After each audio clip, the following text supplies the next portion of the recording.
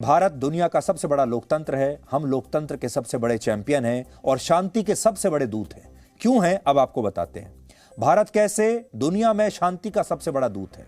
इस समय भारत किसी भी बड़े देश के मुकाबले पूरी दुनिया की सबसे ज्यादा मदद कर रहा है।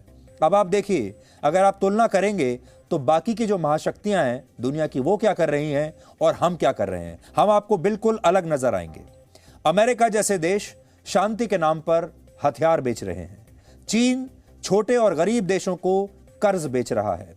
रशिया दुनिया को युद्ध दे रहा है और यूरोप के देश लोकतंत्र और मानवता पर पूरी दुनिया को कोरे लेक्चर दे रहे हैं।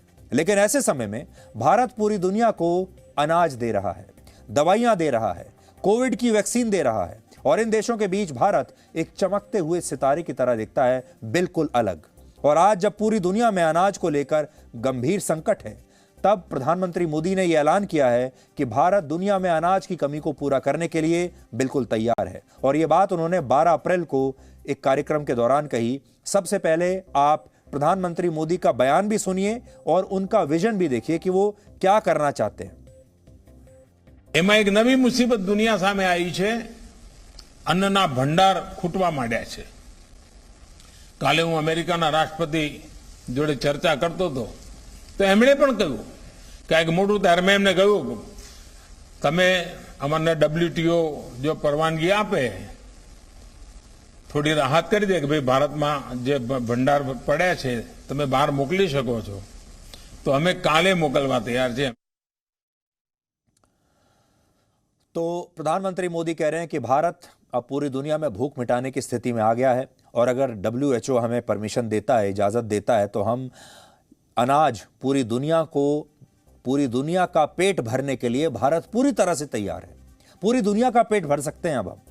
भारत हर साल 10 करोड़ 70 लाख मीट्रिक टन गेहूं की पैदावार करता है, जिसमें से भारत सरकार 70 लाख मीट्रिक टन गेहूं दूसरे देशों में भेजने के लिए अब तैयार है।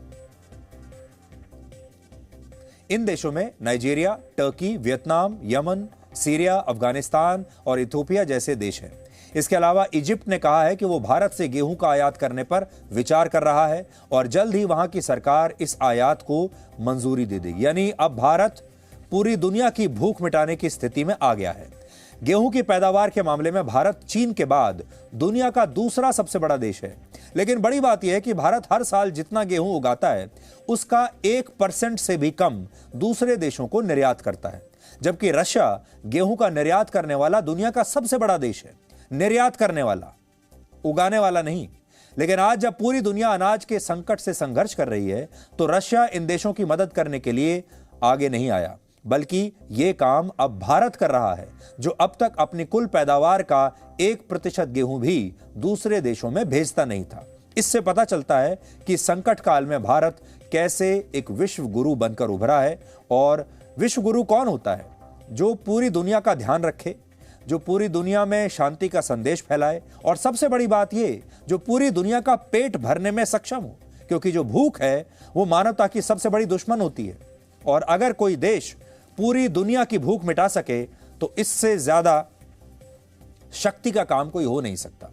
एक मजबूत देश वो नहीं होता जो शांति और मानवता के नाम पर युद्ध में हथियारों की सप्लाई करता है, जैसा अभी यूक्रेन में अमेरिका कर रहा है और इससे पहले भी हर जगह करता आया है। अमेरिका का जो बिजनेस मॉडल है वो ये है कि पहले वो अशांति पैदा करता है दुनिया में किसी भी देश में और फिर शांति स्थापित करने के लिए हथियार बेचता है। और अमेरिका का बिजनेस मॉडल ये है कि शांति हथियारों के जरिए ही पैदा की जा सकती है, यानी शांति के लिए भी हथियार चाहिए, क्योंकि वो हथियारों का सबसे बड़ा सौदागर है।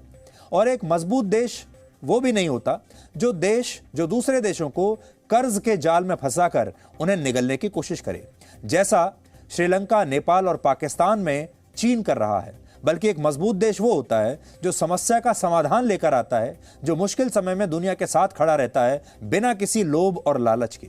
और पिछले कुछ वर्षों में भारत ने पूरी दुनिया को यह करके दिखाया है और भारत ऐसा करने वाला अकेला देश है पूरी दुनिया में। वर्ष 2020 में जब कोरोना की महामारी आई और इसकी कोई वैक्सीन भी नहीं बनी थी, तब लगभग सभी देशों में एक ही दवा की सबसे ज्यादा मांग थी, आपको भी याद होगा, और यह दवा थी हाइड्रोक्सीक्लोरोक्वीन। तब बंदूक की गोलियां बेचने वाला अमेरिका भी इस दवा को किसी भी तरह से हासिल करना चाहता था, उसे बंदूक की गोली नहीं, ये क्लोरोक्विन की गोली चाहिए थी। और उस समय भारत ही वो देश था जिसने इस दवा की कमी और इसकी जरूरत को पूरा किया। महामारी के शुरुआती 2 महीनों में भारत सरकार द्वारा दुनिया के 120 देशों को हाइड्रोक्सीक्लोरोक्विन और पैरासीटामोल की दवाइयां भेजी गई। इसके अलावा कोरोना महामारी की शुरुआत में चीन, रशिया, अमेरिका और ज्यादातर पश्चिमी देशों ने जरूरी दवाइयों और वस्तुओं के निर्यात पर रोक लगा दी थी, क्योंकि वो इन्हें अपने लिए बचाकर रखना चाहते थे। जबकि इसी दौरान भारत ने दुनिया के 40 देशों को जरूरी दवाइयां मुफ्त में भेजी और इसके लिए इन देशों से कोई पैसा भी नहीं लिया। इसी तरह जब कोविड की वैक्सीन आई, तब भी ये बड़े बड़े देश अपनी जिम्मेदारी से भाग गए और इन देशों ने, जो जितने बड़े बड़े देश थे, वैक्सीन की जमाखोरी शुरू कर दी। कनाडा ने अपने हर एक नागरिक के लिए वैक्सीन की 9 डोज खरीदकर अपने यहां जमा कर ली। इसी तरह ब्रिटेन ने भी इतनी ही वैक्सीन की जमाखोरी की कि वो अपने हर नागरिक को 5 डोज लगा सके।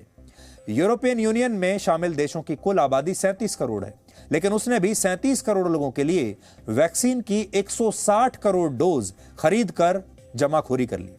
जबकि समानता और मानवता की बातें करने वाले अमेरिका ने भी अपनी 18 साल से ऊपर की आबादी के लिए 3 गुना ज्यादा वैक्सीन को अपने यहां स्टॉक करके रख लिया। इनमें से किसी भी देश ने पूरी दुनिया के बारे में नहीं सोचा, गरीब देशों के बारे में नहीं सोचा, विकासशील देशों के बारे में नहीं सोचा।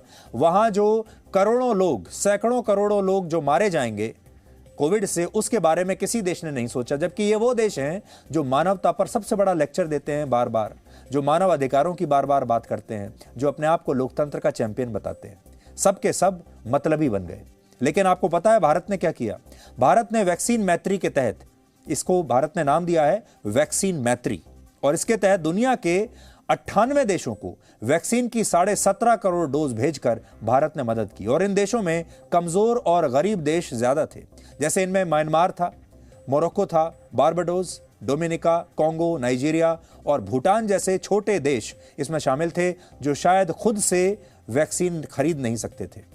भारत के अलावा चीन ने भी दुनिया को वैक्सीन की मदद, चीन को भी भारत ने मदद भेजी। लेकिन चीन ने ऐसा अपने निजी हितों के लिए किया।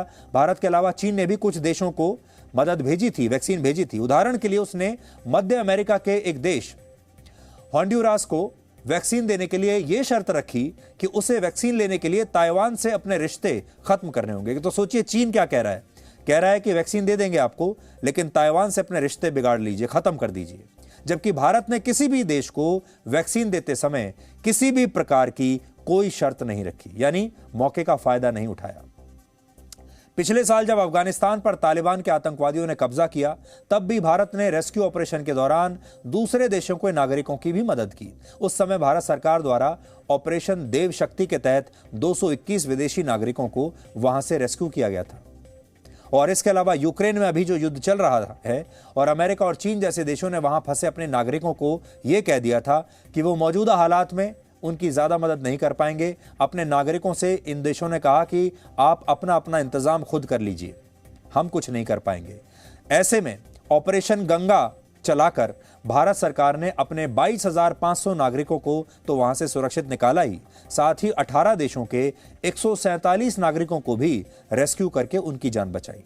आप में से जिन लोगों ने विमान में हवाई सफर किया है, उन्हें पता होगा कि विमान के टेक ऑफ से पहले क्रू मेंबर्स ये बताते हैं कि अगर कोई इमरजेंसी हो तो पहले अपना ऑक्सीजन मास्क लगाना चाहिए और फिर दूसरों की मदद करनी चाहिए। लेकिन मौजूदा परिस्थितियों में देखें तो भारत ने बताया कि वो कैसे आपातकाल की स्थिति में अपनी भी मदद कर रहा है और दुनिया को भी मदद पहुंचा रहा है। Presenting B News app, available on Google Play and App Store. Download it now.